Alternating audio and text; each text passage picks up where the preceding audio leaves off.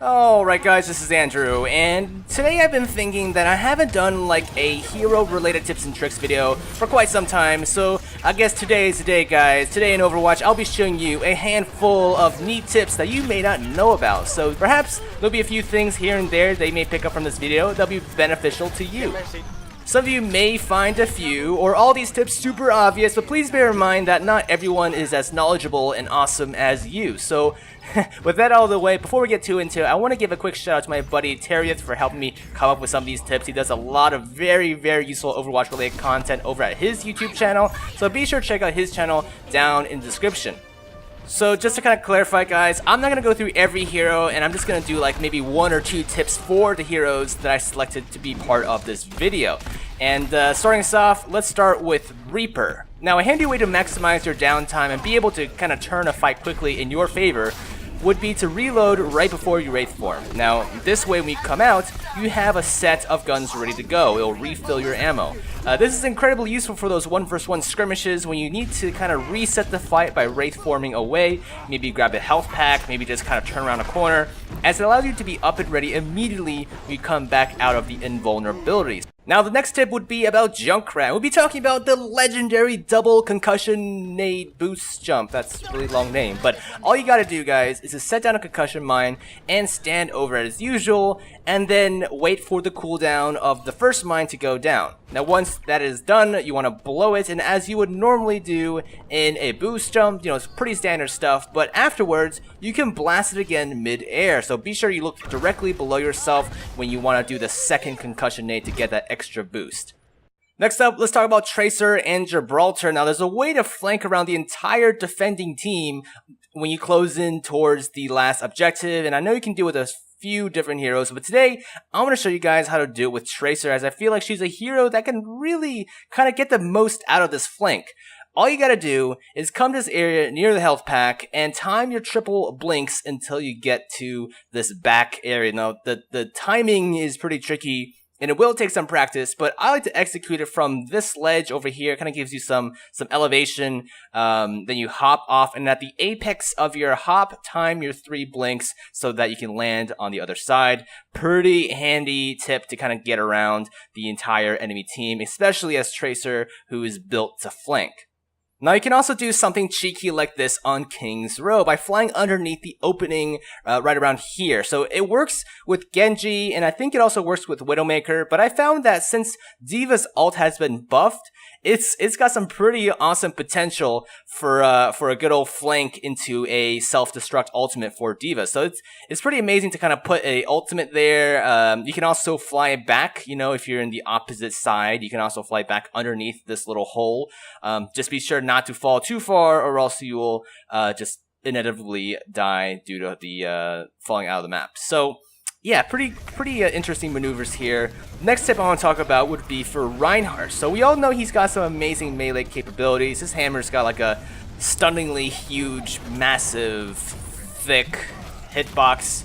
But did you guys know you can actually animation cancel his swing if you pull up your shield? So chances are this is more of a situational thing, but doing this is pretty handy if you want to like hit someone and then quickly shield for any counter attacks. So, pretty cool little tip there. Now, speaking of Reinhardt, let's talk about Zarya and this cool little trick you guys can do if you have a ally Reinhardt. So, we all know that casting a barrier on a target as Zarya will absorb the damage and convert it to your own damage. However, if you have a Reinhardt that is moving forward, you know, in a situation where you're trying to push through a choke point, what you can do is cast a barrier on them, and part of that barrier will clip through Reinhardt's shield, giving you some easy charge during those pushes.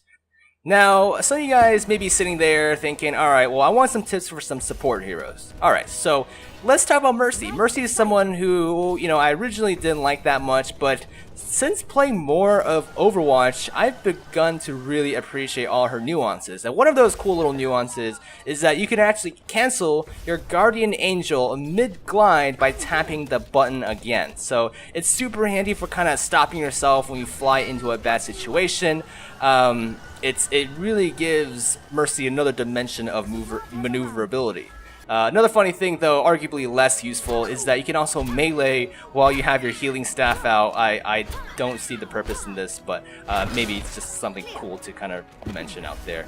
Another tip for you guys regarding a support character, let's talk about Lucio. So one thing I see a lot of Lucios do, myself included guys, I still have a bad habit of doing this, but when you use your ultimate, right, it casts a giant shield on all your allies, yourself included, that eats a shit ton of damage.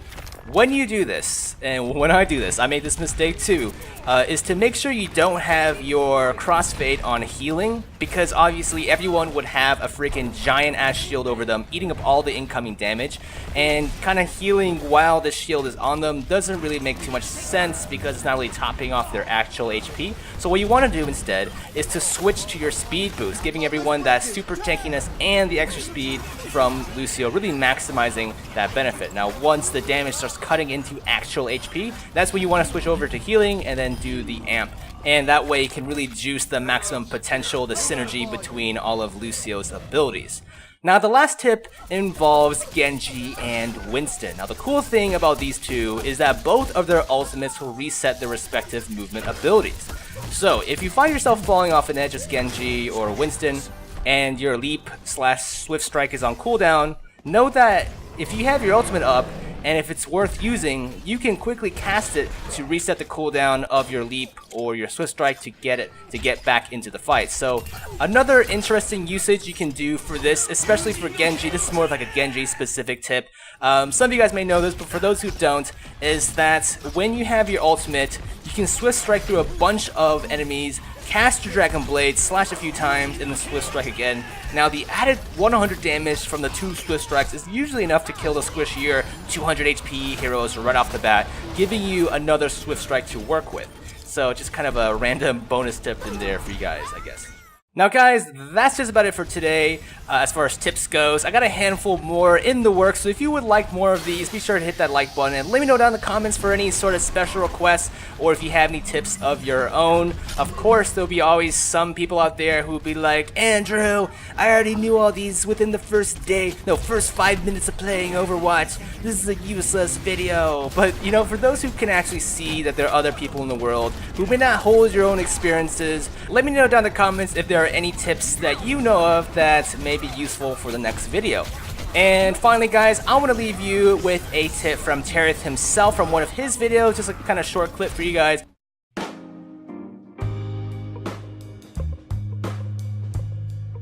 Hey guys, welcome to another Top 5 Tech, this time featuring Ana. Let's get right into it.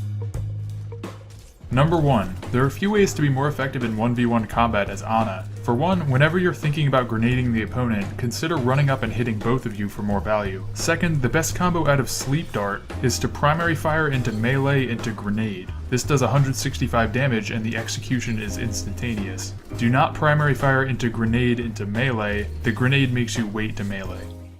And yeah, if you guys want to see more of content like this, be sure to check out his channel because he's someone who really specializes in this type of material. So if you enjoyed this video, be sure to check out his channel and you guys will not be disappointed.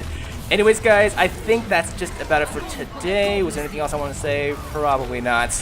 I guess until the next video guys, I'll see you around.